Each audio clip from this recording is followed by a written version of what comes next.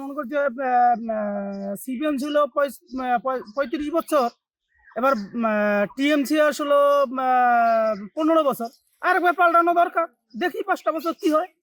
আচ্ছা, বলছিলাম শিক্ষক নিয়োগ নিয়ে দুর্নীতি কি এই অঞ্চলে যোগ্য প্রার্থীদের ভবিষ্যৎ নষ্ট হয়নি? আরে এত বাবা, বড় শিক্ষার ওখানে কি আছে বলো তো? আছে, শিক্ষিত লোকেদের চাকরি নাই, যোগ্যতা হিসেবে চাকরি পাচ্ছে না, আর যাদের অযোগ্য তারাই চাকরি পাচ্ছে। তা আমাদের এখানে কি বলার আছে? বলছিলাম রাজ্যের নেতাদের ঘরে বস্তা বস্তা টাকা পাওয়া যাচ্ছে আর সাধারণ মানুষের হাতে টাকা নেই, কি বলবেন?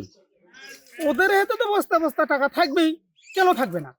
এই যে দেখতো, আমরা দিন মজুরি করে খাই, আমাদের হাতে টাকা নাই, লবণ কেনার পয়সা নাই, নুন আনতে পান্তা ফুরায়, আর অথচ দেখো ওদের ঘরে বড় মানে বস্তা বস্তা টাকা পড়ে আছে, ফেলে দিচ্ছে নদীর জলে।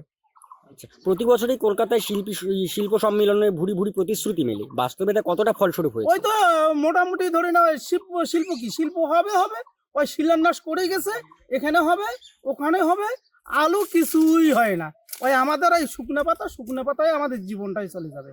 আচ্ছা, নেতারা লুটেপুটে রাজপ্রাসাদ বানাচ্ছে আর গরিব মানুষরা আবাসের ঘর পেতে কাটমানি দিতে হচ্ছে, যোগ্য লোকেরা বাড়ি পাচ্ছে না, কি বলবেন? ঠিকই তো আছে, ওটা তো কমন উচিত, যাদের 3 তলা 4 তলা বাড়ি আছে আর আমাদের খেড়ের ঘর, ওইখানেই আমাদের পয়সা ঢোকে না, আমাদের ওখানে পয়সা পাচ্ছি না, আমাদের ঘরে টাকাই ঢোকে না।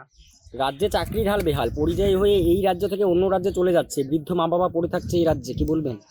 ঠিকই তো আছে, বৃদ্ধ মামাকে যদি কোনো অসুস্থ হয়, তাহলে আমরা যাব কোথায়? নার্সিংহোমে যাব, হসপিটালে যাব, সেখানে দালাল চক্র, সেখানে দালালি করে খাচ্ছে, এবার আমাদের হয়রানি করছে, কি করবো ওখানে? রাজ্য সরকার কেন গত 15 বছরে কোনো বড় শিল্প বা ভারী শিল্প করতে পারলো না? কেন? সবগুলো তো শিক্ষার সমগ্র সবগুলো খেয়ে ফেলছে, সেন্ট্রাল থেকে টাকা পাচ্ছে, ওরা লুটে পুটে খাচ্ছে, আমরা এখানে কি করব? আইন শৃঙ্খলার হাল সারা রাজ্যে বেহাল, নারী সুরক্ষা নিয়ে বারবার প্রশ্ন উঠছে, কি বলবেন?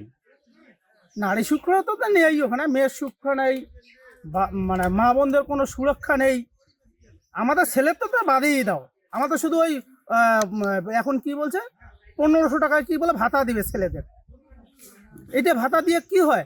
অথচ এই ছেলেদের যে টাকা দিতে দিচ্ছে বেকার ভাতা, ওদের মদ খাওয়ার টাকা দিচ্ছে, আমার তো এইটা ধারণা।